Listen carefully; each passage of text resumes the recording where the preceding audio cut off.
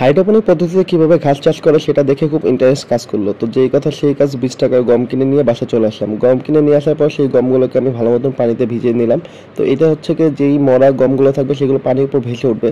তো এটা আপনার দুইভাবে করতে পারেন, একটা হচ্ছে গম দ্বারা, আরেকটা হচ্ছে ভুট্টা দ্বারা। তো আমি হাতে কাছে গম পেয়েছি, আমি গম দিয়ে এসে করছি।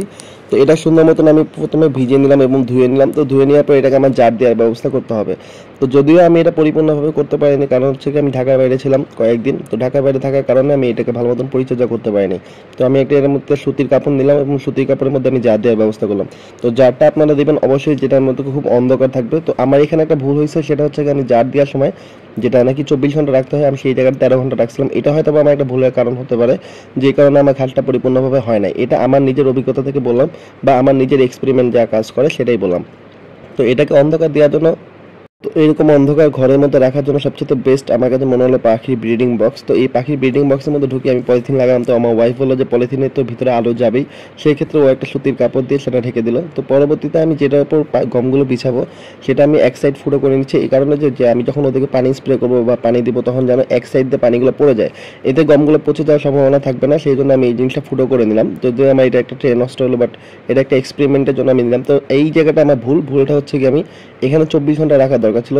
একটু হলেও অঙ্কুর বের হলে আমি জিনিসটা জার দিলে মানে বিছানো হলে ভালো হতো, কিন্তু আমি সেই ধৈর্যটা ধরতে পারি নাই। সেক্ষেত্রে আমি মনে করলাম যে 12 ঘন্টা তো হয়ে যাবে। যদিও এটা খুব সহজ পদ্ধতি এবং খুব বেশি খাটনির কিছু না। তো আপনারা যখন নাকি এটা জার দিবেন অবশ্যই 24 ঘন্টা রাখবেন, আমার মতন 12 ঘন্টা 13 ঘন্টা রেখে এটাকে বিছিয়ে দিবেন না। আর এটাকে যখন নাকি এরকমভাবে এটা বিছাবেন, সেই ক্ষেত্রে আপনারা খুব চাপাচাপি করে দেবেন, এতে একটা অঙ্কুর সাথে আরেকটা অঙ্কুর যেন খুব তাড়াতাড়ি লেগে যেতে পারে। তো আমি এটাকে স্প্রে করে সুন্দর মতন করে রেখে চলে গেলাম। এরপরে আমি চলে গেছি ঢাকার বাইরে, এবং ঢাকার বাইরে থেকে এসার পর যেই রেজাল্টটা পেলাম সেটা হচ্ছে এইটা। Let's see. দেখেন, এক জায়গাতে খুব সুন্দর ঘাস উঠে গেছে, এই যে। আর আরেক সাইড দিয়ে ঘাস উঠতে পারে না, মানে উঠতে পারে না বলতে ছোট ছোট করে অঙ্কুর হয়েছে, বাট ঘাস উঠতে পারে না।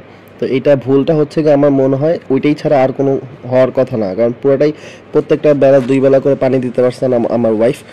তো এর মধ্যে যদি এটা কেউ আপনারা হাইড্রোপনিক পদ্ধতিতে ঘাস চাষ করে থাকেন, তো আমার কোন ভুলের কারণে এটা হইলো এটা একটু আমাকে জানাবেন প্লিজ। আমি এরপর থেকে যখন দ্বিতীয়বার এক্সপেরিমেন্ট করব তখন যেন সেটা আমি মানে ঠিকঠাকভাবে করতে পারি। তো আমার বাসায় এখন এটা আসলে খাওয়ার মতন একমাত্র ডায়মন্ড ডাফ ছাড়া আর কেউ নাই।